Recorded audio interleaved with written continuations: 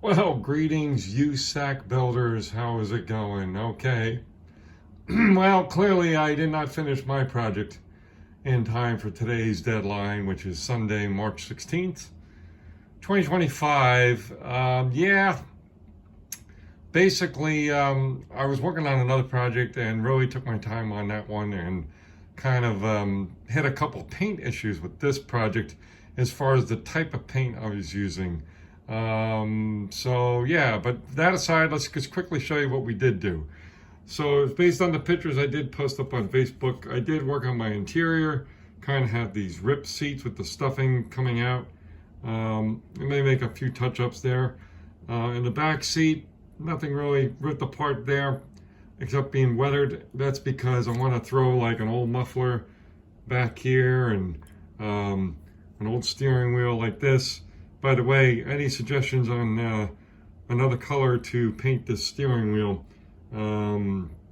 so it would show up better back there? I'm not too sure what to do with it. And, stuff like that. Maybe a 2x4, and like I do have some crushed cans that can make it look like soda cans or beer cans laying back there, whatever, some other little junk. Maybe like a 2x4, use a piece of balsa wood, that kind of thing. So that's basically done. Another thing I did was the front driver's side tire in this abandoned car I'm replicating. The front tire is a white wall and has a flat tire. So we did do this ourselves, which was a bit of doing, but I found a very cool video on how to create your own flat tires.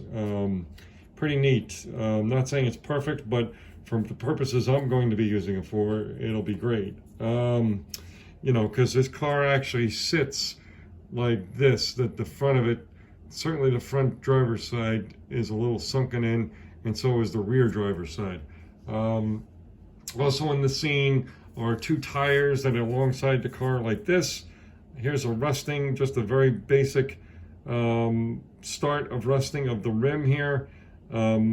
Really simply what I do for that is it's a few stages to get it to look realistic, but the first stage I use is like a dark brown paint.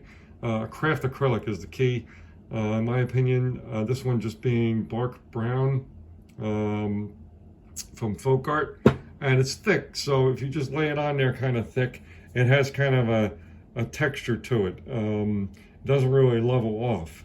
So if you do like 2 rounds of that kind of paint, and then I'm going to dull coat it, and then also going to put a little bit of brown pastel on there, chalk, and that'll make it look very rusty and give it some texture because of this paint. As I said, it doesn't level off. The biggest problem I had was testing this paint that I got from an auto body store.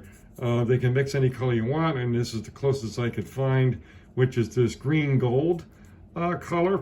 That's like sort of like a semi-gloss finish. You have primer and then the color coat, but here's what it'll look like when I'm done with a dull coat on it like this. It will need a couple of coats of water-based wash. I use these Vallejo washes, and I'm going to be using what's called khaki green, basically. Excellent color. And really the problem is with the paint is this is urethane paint, which I don't really have a lot of experience with, but it turns out this paint takes a long time to cure. So right now the body is upstairs and it's curing in its primer coat. So that's basically it for now, folks. Sorry to the coordinators, I did not finish on time, or in time for the deadline, I should say.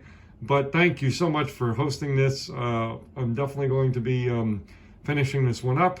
If I'm being, realistic, it'll probably take me another month, because there is a scene to build on this, very simple with sticks and dirt, and then the car goes in there. So to get that all to come together nice and perfect, or as perfect as I like it to be, it's going to take some time. So that's it, folks. We'll talk in a bit. All right, cheers.